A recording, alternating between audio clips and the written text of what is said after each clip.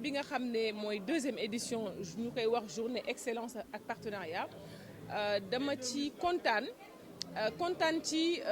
du d'abord du ndax liñ ma tànn ma nekk femme modèle dama ci kontaan ndax xale yi nga xamante ni tey dañ leen jiital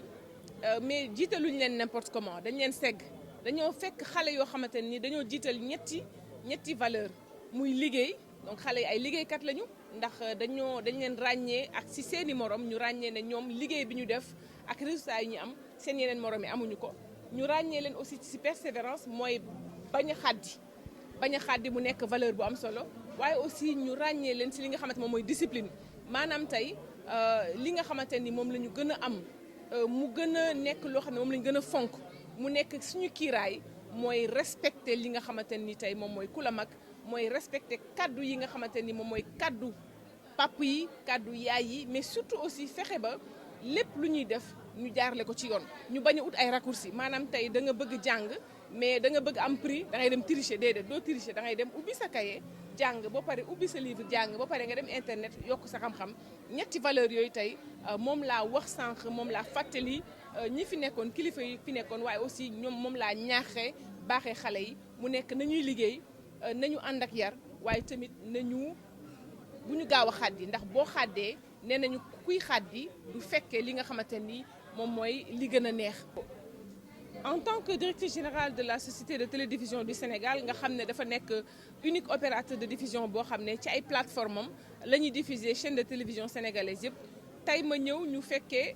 maanaam fekkee ndaje boo xam ne dañ ma tànn femme modèle mais aussi ndaje boo xam ne dañ ci waxtaanee wàllu xarala yu yees yi daf may interpeller à deux niveaux benn niveau bi mooy xarala yu yees lépp luñ ciy jaarale nañu xool lan la lu tax ñuy xool lan la tey boo xoolee li Sénégal am li mu gën a fonk mooy suñuy doom li Sénégalais am li mu war a gën a def ci ay kopparam boo xoolee éducation bi liñ maanaam ci budget état bi éducation bi ni ñu ko fullalee loolu nag aussi dafay fekk ne ñun contenu yi nga xamante ni tey moom la ñuy def moo xam ci télévision yi moo xam ci xarala yu yees yi contenu yooyu dafa war a méngoog dëppoog li nga xamante ni tey mooy suñu valeur nag mooy lan mooy suñu kiiraay li nga xamante ni boobu ba tey ba Sénégal nekkee Sénégal ba tey loolu moo tax yàlla musal ñu ci ay guerre yàlla musal ñu ci ay féewaloo yàlla musal ñu aussi ci ay njàqare loolu tamit daf may aussi ma ne li nga xamante ni itam moom la ñu war a maanaam laxasaayoo bu ñuy jumtuwoo wala boog bu ñuy utiliser li nga xamante moom mooy numérique mooy ñetti mbir benn bi mooy ñu xam ne pour liggéey la maanaam bul ci def leen loo xamante ni dafa safaanook liggéey ndax bu ëllëgee mën na la gaañ ñu boole ci discipline lépp loo xamante ni tey moom la ñuy utiliser wala jaarale ko ci xarala yu yees yi na méngoo ñun ak li nga xamante ni bu ñu sañoon ñun moom la ñu bëgg mu nekk lu baax mu nekk lu teggine mu nekk loo xamante ne nii ëllëg fekk fukki at ak juróom fekk ñaar fukki at nga am ay doom nga am ay sët bu ñu ko wanewaatee doo rus beneen bi aussi mooy lépp nañ ci boole discipline maanaam nañu xam ne bu ñuy def ci wàllu xarala yees yi nañu ormal mag ñi nañu protéger xale yi mais aussi surtout nañuy def loo xamante ni tey moom moo war a maanaam sous-tendre yi bépp utilisation du numérique mooy lan moom mooy xam-xam nañu xam lan mooy tous les usages du numérique nañu xam lan mooy xarala yees yi parce que loo xamul mën nga ci dem ak doole. li ñu fi dajale mooy fête bu mag boo xam ne dañ ko defal ndongo yi nga xamante ne ñoo gën a xarañ ci département bu Rufisque ci académie bu Tëngéej joxe nañu lu toy ni juróom fukki prix yoo xam ne daanaka ñu ko jox ñii ñu ngi jógee ci concours Coder ñeneen ñi jógee ci concours Miss Mat ñeneen ñi jógee ci examen blanc yi ñu doon def mu nekk fête boo xam ne mën nañu wax ne tey amul benn école boo xam ne publique la walla privé boo xam ne gisul boppam ci fête bi ñu def muy fête boo xam ne nag mënuñu ci wax sax sans remercier ñi nga xamante ne ñoo dugal seen loxo bari nañu ñi dugal seen loxo muy maire yi